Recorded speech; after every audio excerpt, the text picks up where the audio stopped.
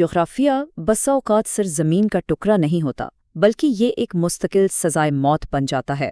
آج جس خفیہ جنگ کا ہم جائزہ لینے جا رہے ہیں، جو نئے مغرب کے سائے میں لڑی جا رہی ہے، اس میں ایک بات بالکل واضح ہے: سرحدیں، معیشت اور شناخت، سب کچھ داؤ پر لگا ہوا ہے۔ یہ کوئی عام سیاسی کھیل نہیں ہے، بلکہ ایک ایسا اسٹریٹجک بساط ہے جہاں خطے کے مستقبل کا فیصلہ ہو رہا ہے۔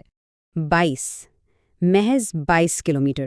بظاہر یہ فاصلہ کچھ بھی نہیں لگتا، لیکن یہی اس پوری خفیہ جنگ کی بنیاد ہے۔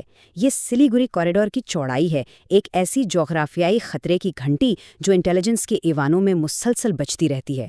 اس تنگ سی لکیر پر پورے خطے کے بقا کا انحصار ہے۔ اس کمزور اور تنگ پٹی کو دفاعی حلقوں میں چکنز نیک یا مرغی کی گردن کہا جاتا ہے۔ درحقیقت یہ محض ایک سڑک یا زمینی راستہ نہیں ہے، یہ انڈین سیکیورٹی اسٹیبلشمنٹ کا سب سے بڑا ڈراونا خوف ہے۔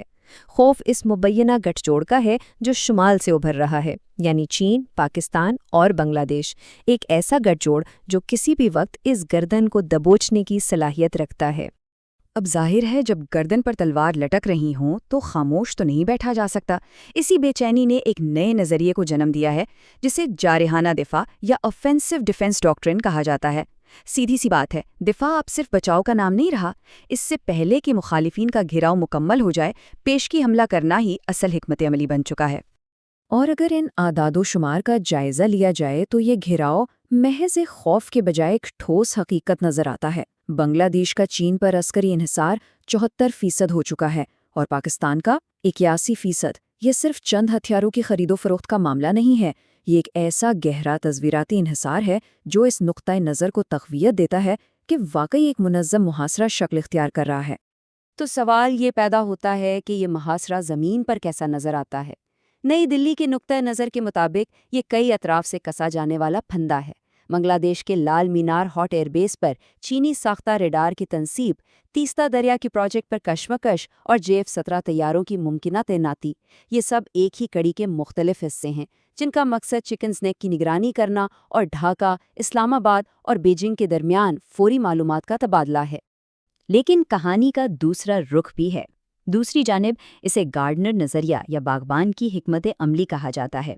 بنگلہ دیش کے اندر یہ تاثر گہرا ہے کہ غیر ملکی ایجنسیاں ان کے ملک کو ایک آزاد ریاست نہیں بلکہ اپنا سیکیورٹی بیک یارڈ سمجھتی ہیں۔ مقصد صرف ایک ہے: کنٹرولڈ استحکام، یعنی اندرونی اور انتخابی معاملات میں ایسی مبینہ مداخلت کی جائے کہ وہاں ہمیشہ ایک ایسی حکومت قائم رہے جو پڑوسی ملک کے اسٹریٹجک مفادات کو تحفظ دے سکے۔ اسی کشمکش میں ایک انتہائی اہم نظریہ ابھرا: زمین تقسیم کرتی ہے لیکن سمندر ملاتا ہے۔ یہ محض کوئی شاعرانہ جملہ نہیں ہے، بنگلہ دیش کی سابق قیادت کے دور میں یہ ایک خطرناک بحری حکمت عملی کی علامت بن گیا تھا۔ اس کا مقصد کراچی اور چٹاگاؤں کی بندرگاہوں کے درمیان سمندری رابطہ قائم کرنا تھا۔ یہ وہ جوابی چال تھی جس نے اس پورے خطے میں عدم تحفظ اور گھیراؤ کے خوف میں مزید اضافہ کر دیا۔ اور جب عدم تحفظ حد سے بڑھ جائے تو انتہائی قدم اٹھانے میں دیر نہیں لگتی۔ سفارتی اور انٹیلیجنس حلقوں میں ایک انتہائی سنگین اور متنازع خاکے کی گونج ہے: رنگ پور چاپنگ۔ یہ ایک مبینہ فوجی منصوبہ ہے جس کے تحت اگر سلیگوڑی کوریڈور کو کبھی سچ میں خطرہ لاحق ہوا تو دفاعی دستے شمالی بنگلہ دیش کے کچھ حصوں کو طاقت کے زور پر ضم کر لیں گے۔ مقصد صرف اس 22 کلومیٹر کے گھیراؤ کو وسیع کرنا ہے۔ بیرونی خطرات کا یہ جال کبھی بھی اندرونی افراتفری کے بغیر مکمل نہیں ہوتا۔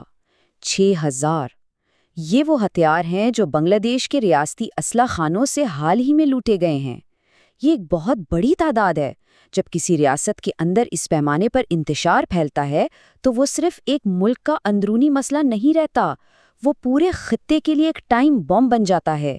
یہ اندرونی انتشار سیدھا سرحدوں سے ٹکراتا ہے۔ زمینی حقائق واضح کرتے ہیں کہ مغربی بنگال کی سرحد پر دراندازی کے 73 ایسے مقامات ہیں جہاں اب تک باڑ تک نہیں لگی۔ اس پر 3 لاکھ کے قریب لوٹے گئے گولہ بارود کے راؤنڈز اور JMB اور ABT جیسے دہشت گرد گروہوں کا دوبارہ منظم ہونا۔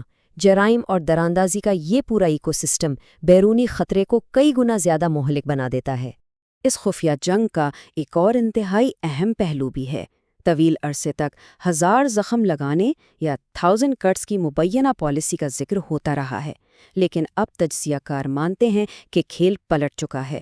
اب مبینہ طور پر را کے الٹے ہزار زخم کی حکمت عملی اپنائی جا رہی ہے۔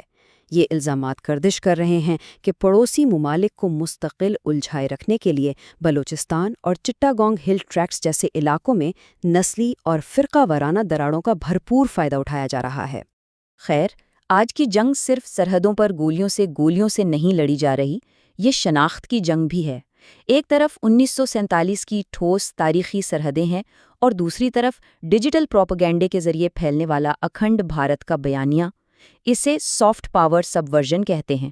یہ ایک سوچی سمجھی کوشش ہے جس کے ذریعے مبینہ طور پر خطے کی اسلامی شناخت کو مٹانے اور ایک خاص قسم کی ثقافتی بالادستی قائم کرنے کی مہم چلائی جا رہی ہے۔ اس پوری بساط کو بچھانے کے پیچھے ایک بہت بڑی جغرافیائی سازش کار فرما نظر آتی ہے جسے انٹیلیجنس کی دنیا میں ڈوئل ٹریپ کا نام دیا گیا ہے۔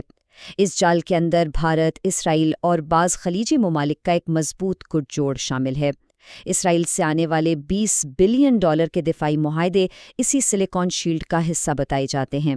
اصل ہدف یہ ہے کہ خلیجی اتحادیوں کو اس حد تک جکڑ لیا جائے کہ وہ پاکستان کی سفارتی اور مالیاتی لائف لائنز کاٹنے پر مجبور ہو جائیں۔ سب سے مہلک ہتھیار وہ ہوتا ہے جو نظر نہیں آتا، اور وہ ہے معاشی تخریب کاری۔ اس مالیاتی ویٹو کا استعمال انتہائی بے رحمی سے ہوتا ہے۔ پہلے بین الاقوامی اداروں، خاص طور پر FATF میں لابنگ کر کے گرے لسٹ میں دھکیلنا، پھر IMF کے قرضوں کے راستے بند کرنا اور بالآخر چین پاکستان اقتصادی راہداری یعنی CPEC کا گلا گھونٹ دینا۔ یہ کوئی اتفاق نہیں بلکہ پڑوسی معیشتوں کو مفلوج کرنے کی ایک باقاعدہ وارفیئر ہے۔ اور جب صرف معاشی اور سفارتی دباؤ سے بات نہیں بنتی تو سائے حرکت میں آ جاتے ہیں۔ حال ہی میں خطے میں نامعلوم مسلح افراد کے ایک پراسرار سلسلے کو دیکھا گیا ہے۔ یہ مبینہ طور پر غیر ملکی سرزمین پر ہونے والے ٹارگیٹڈ شیڈو آپریشنز ہیں جن کا واحد مقصد مقامی قیادت کا صفایا کرنا اور ہر طرف ایک گہرا خوف بٹھا دینا ہے، ایک خاموش پیغام جو گولیوں کی زبان میں دیا جاتا ہے۔ اس تمام بیرونی بساط کے ساتھ ساتھ داخلی محراز پر بھی کریک ڈاؤن تیزی سے جاری ہے۔ خاص طور پر مغربی بنگال میں انتظامی اور سیاسی نظام کی وسیع سطح پر صفائی کو سیکیورٹی اسٹیبلشمنٹ کا ٹاپ پروجیکٹ قرار دیا جا رہا ہے۔ مقصد بالکل واضح ہے، اس سے پہلے کہ اندرونی دراندازی اور بیرونی خطرات آپس میں مل جائیں، اس پورے ماحولیاتی نظام کو اندر سے ہی تباہ کر دیا جائے۔ تو انجام کار سارا نظام تیزی سے حرکت کر رہا ہے۔ ڈول ٹریپ بچ چکا ہے۔ رنگ پور چاپنگ کے مبینہ منصوبے سے لے کر FATF کے معاشی ہتھیار تک یہ صف بندی مکمل ہو رہی ہے۔ لیکن ایک سوال ہم سب کے ذہن میں گونجنا چاہیے۔ استحکام کے نام پر لڑی جانے والی جارحانہ دفاع کی یہ خفیہ جنگ آخر کس قیمت پر پورے خطے کے خود مختاری کو نیا روپ دے رہی ہے؟ کیا ہم واقعی ایک محفوظ مستقبل کی طرف جا رہے ہیں یا کسی ناختم ہونے والی تباہی کے دہانے پر کھڑے ہیں؟